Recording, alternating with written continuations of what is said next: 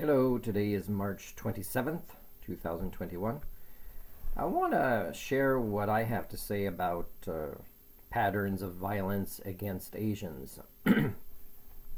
First thing is, I appreciate Asians, and it'd be nice if they sometimes said where they were from and what their heritage is, because patterns can be understood better in this way. But some of them explain how their parents and grandparents, when they got to countries like, for example, Canada here, how they adopted a particular strategy in order to blend in and create a better life for the new generation, their kids. And that's an important understanding, and I talked about that in my Dr. Eumenix number 5 video that talks about longitudinal studies. It's very important so we can understand ourselves as a species, as individuals. But I also want to say that the type of ignorance that brings this stigma exists even within the same skin tones or ethnicities. And I, for example, in South Korea, I've seen South Korean soldiers, not treat their seniors very well, and it's seniors that built the life of comfort that they have with all the technology and the transportation, and there was a huge lack of respect. I had to tap on the knee of a soldier sitting when seniors are standing up or sliding on the ground because they're tired of standing up, and they're like on two phones, one on top of the other, and ignored me, this soldier. But eventually, I guess, feels embarrassment and moves to another train. So it's everywhere, right? And we have to talk about it as a global phenomenon of ignorance. My first experience with an Asian person that was enough to kind of get a feel was when I was at university. I believe I was 25 at the time. I dated a 22-year-old girl from Hong Kong, who was an international student at the University of Ottawa. I didn't find her very mature for her age. I believe she had the maturity of about a 12-year-old. And I dated older ladies already at that age that I was, so I could really compare. But the thing is I was very disappointed when she told me that she was also having relations with a teacher at the university, including sexual behaviors that I'm not at all interested in, and I don't know why she seemed okay with that. So I ended the relationship. Now, I could have generalized with this, right? I could be ignorant enough to think, let's say it'd be all people from Hong Kong or all people from China or all Asians, but this is just an individual experience that I had. Like, I do notice that immaturity or a lack of relationship skills is common among most countries that I've experienced with larger numbers of interactions with people. So that's a pattern. But again, I might meet an Asian person at some point who far surpasses these social skills compared to the norm of multi-generational Canadians from here.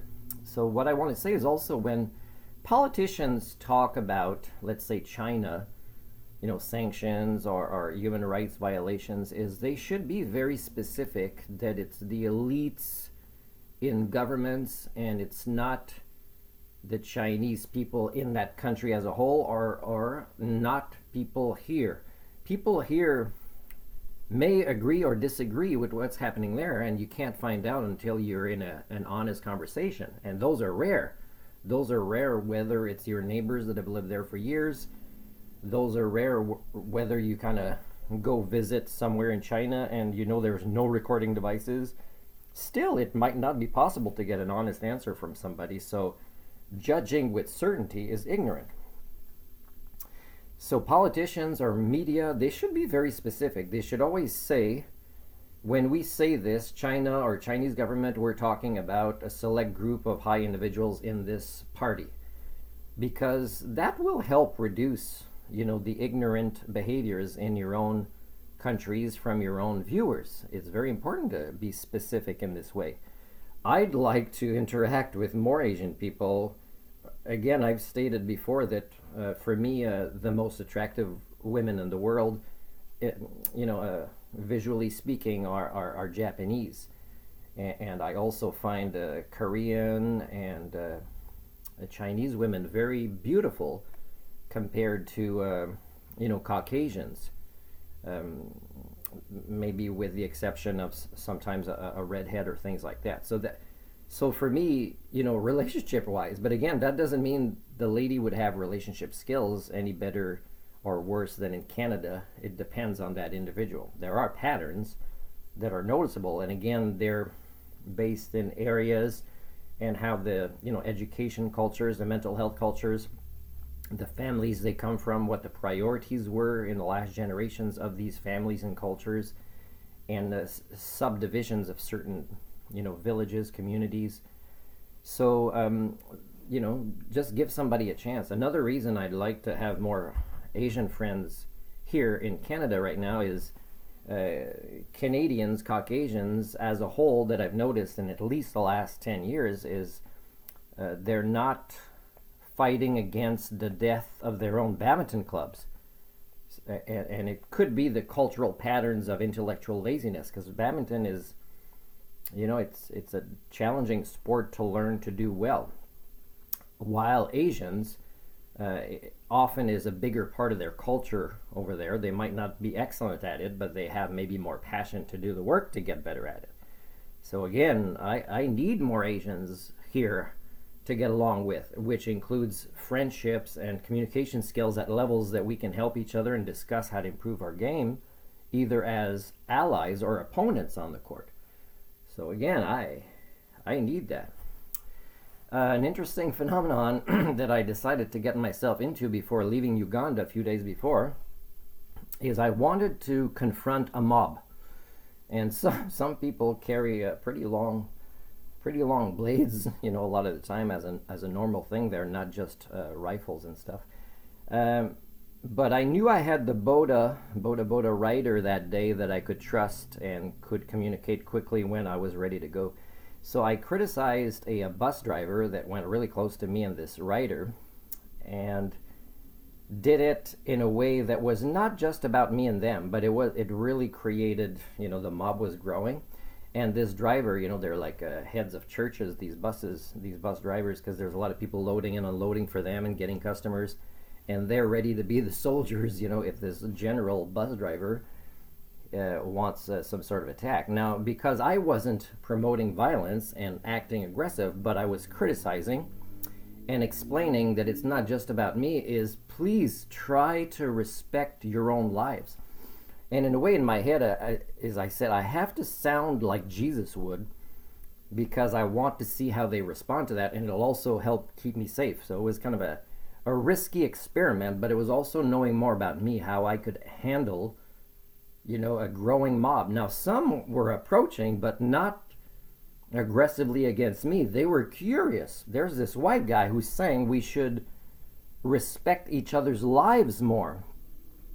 And saying it in those last few words as I was getting on to Boda. And I knew that although some of these guys I'm hoping I wouldn't see in the next few days, in a way, in a dark alley somewhere, or that would follow me, and I actually gave instructions for the Boda rider to pick up any filature, we say in French, that would have been following me, so I didn't put the family where I was staying at risk. But it was still high anxiety, but I had to collect this data about myself and the culture as a whole.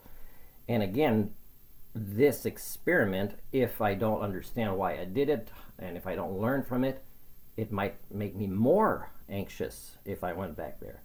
But actually, the human thinking tools that I've developed in myself, it would make me more secure being there without any weapons or bodyguards, because I would understand the mentality, and I could read both the mentality of individuals and of collectives. So it's very helpful to give a sense of security.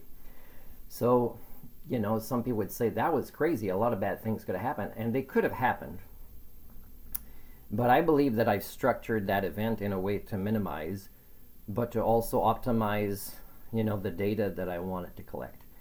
Now, some of the people that didn't say anything, that just came to observe closely, I wonder if they would have maybe thought about it. Maybe never see me again, but they would have created a butterfly effect where, we have to do this more. We have to say, hey, you drove way too close to my kid 1 block away there before you pulled over at the store.